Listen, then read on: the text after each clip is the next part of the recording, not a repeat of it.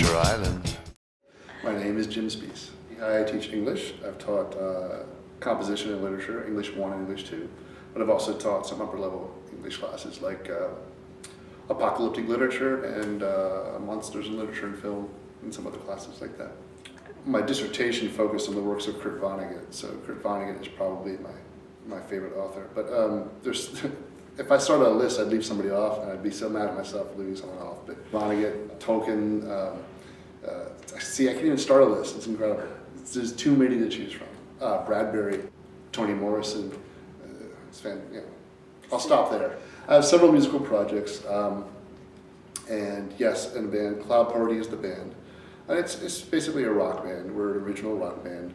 We get compared a lot to Pink Floyd, REM, which is a weird combination. And it's been part of my life now for a long time, about 10, 15 years. We've put out 5 albums. I also have a side project called The Ignorant Corpses, which is a great name. And I play different instruments in that. I play keyboards in that. I play guitar in Cloud Party. But I sing in both those bands. At 5th grade, I was 10 years old, I guess, and we had this special surprise because one of the parents one of the parents of one of the students was a voice teacher, and so this voice teacher, this lady, took us all aside and had us sing for her solo alone, so that she could tell us what kind of voice we had, what we should do with it. So I sang for her, and she looked at me. You know, normally she's like telling people you have a milky voice or you have a treble or whatever. She looked at me and she said, "Don't ever sing in public." So from that point on, I was like, "Fuck you." That's exactly what I'm going to do. So that's actually the start of it. And as time went on, I joined my first band, and I couldn't play. They just said, "Can you play?" I'm like, "Yeah, I can play keyboard." I went in and just faked my way through it. I wanted to start a new band. I wanted to play rock and roll again. I've been playing acoustic by myself, solo. And so I called on some old friends to try and find members, and I put some ads in the paper, and it's not a really interesting story, but we got together, and I happened to meet this guitarist who's amazing. Mark Steffi is the band's guitarist, and he's the only member of the band who's still in the band that joined way back when. So we're kind of a duo, you know. And something clicked, and it went really well for a while, and we had some good notice, and we put out some albums and did okay. My musical influences are like my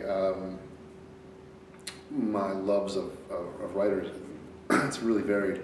Pink Floyd is one of them. I wrote my master's thesis on the lyrics of Pink Floyd. So Pink Floyd is definitely up there. The Beatles were the first music I loved as a kid. And then I always say that for me, the big 3 were Pink Floyd, Beatles, and Concrete Blonde. These bands all really sort of influenced me because I was sort of on the verge of a rocker, a punker, so I was kind of in between those two things. But I love all kinds of music, so it's, again, like picking a couple is difficult. My favorite recording of a song that we did anyway is called "The Mansion on the Hill," and it was a song from our 3rd album called "Real," and in fact it opens the album. And what I love there's a few things I love about it. First of all, it starts with a 2-minute guitar solo, and it's the first song on the album, and everyone at the time was saying, that's just commercial suicide, you don't do that. You start with a hook. I'm like, screw that, I love this, let's just do it, and we did it. Second of all, the backup vocals on it, like I'd written this backup vocal part that I couldn't sing, that I got these girls in to sing, and they just nailed it. It's so good, they just really ripped it. And then lyrically, it's about music. It sort of suggests that music used to be like something that was important, and now it's an empty mansion on the hill as opposed to like this incredible thing that it used to be. But finally, the main reason I love it is because it's probably the only song that I've ever recorded which has come out in the recording exactly how I'd first heard it in my head when I first wrote it. So I'd written the song, it's like, I know exactly how this is supposed to go, like every little part, every little detail. And on record, it sounds exactly like it sounded in my head. We try to make the show special. So like every show that we do, I try to make it anyway sort of thematic.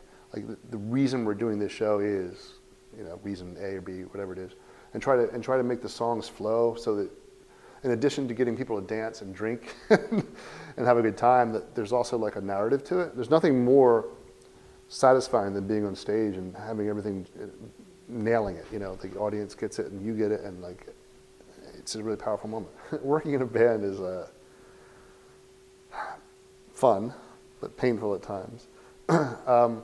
And the band's, it's certainly Cloud Party is my band, right? So like I sort of have veto power. So it's like being in a classroom. But I want everybody to get something out of it. So in a way, I guess I learned that. In the classroom, I want my students to get something out of it, to feel like they're in charge of their destinies, if you will. Obviously, I get veto power, you know, in the end, that's grades.